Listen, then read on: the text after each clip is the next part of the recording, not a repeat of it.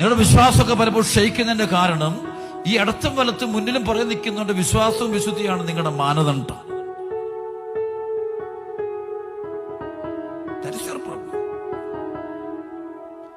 യേശുക്രിസ്തുവാണ് നിങ്ങളുടെ മാനദണ്ഡം, ഫൗണ്ടേഷൻ എങ്കിൽ നിങ്ങൾക്ക് യാതൊരു കുലുക്കവും വരില്ല. പൗലോസിന്റെ വചനം 1 കൊരിന്ത്യർ 3:10 മുതലുള്ള വചനം, 10 മുതൽ 17 വരെ വചനം.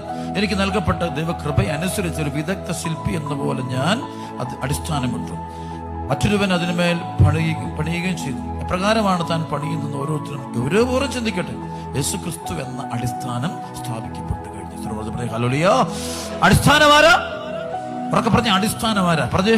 നമ്മുടെ വിശ്വാസത്തിന് അടിസ്ഥാനം യേശുക്രിസ്തുവാണ്. യേശുക്രിസ്തു എന്ന അടിസ്ഥാനം സ്ഥാപിക്കപ്പെട്ട് കഴിഞ്ഞു. അതിന് പുറമെ മറ്റൊന്ന് സ്ഥാപിക്കാൻ ആർക്കും സാധിക്കുകയില്ല. ഈ അടിസ്ഥാനത്തിന്മേൽ ആരെങ്കിലും സ്വർണമോ വെള്ളിയോ രത്നങ്ങളോ തടിയോ പുല്ലോ വൈക്കോലോ ഉപയോഗിച്ച് പണിതാലും ഓരോരുത്തരുടെയും പണി പരസ്യമാകും. അതാണ് എല്ലാവരുടെയും പണി.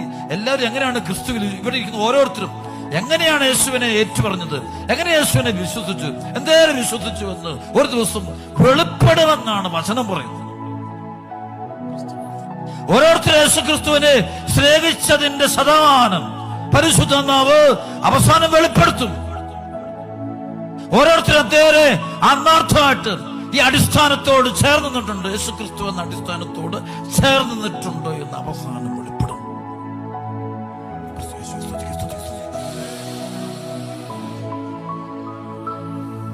അതിനോട് ബന്ധപ്പെടുന്നതാണ് ചിന്തിക്കുക, അല്ലാതെ വേറെയല്ല. ഹല്ലേലൂയ. ഇവിടെ നമ്മൾ ഇതുവരെ ഹല്ലേലൂയ ഉച്ചത്തിൽ പറഞ്ഞോണ്ടല്ല, ജീവിതത്തില് നീ എങ്ങനെ യേശുവിനെ സ്നേഹിച്ചു എന്ന് പരിശുദ്ധാത്മാവ് ഒരു ദിവസം വെളിപ്പെടുത്തും. ഞാൻ ഇവിടെ നിന്ന് ഓരോ വചനം പ്രസംഗിച്ചിട്ട് കരുതില്ല. ജീവിതത്തിൽ ഞാൻ എങ്ങനെ കർത്താവിനെ എന്തേലും ആത്മാർത്ഥമായി സ്നേഹിച്ചു എന്നുള്ള കാര്യം കർത്താവിന്റെ ആത്മാവ് വെളിപ്പെടുത്തുന്ന ദിവസം നിങ്ങൾക്ക് വെളിപ്പെടുത്തും, നിങ്ങളും വെളിപ്പെടുത്തും. അത് ഗൗരവമാണ്. മറ്റുള്ളവരെ പറ്റിക്കുന്നവർ ദൈവത്തെ പറ്റിക്കുന്ന ഒരിക്കലും നമ്മൾ കരുതരുത്.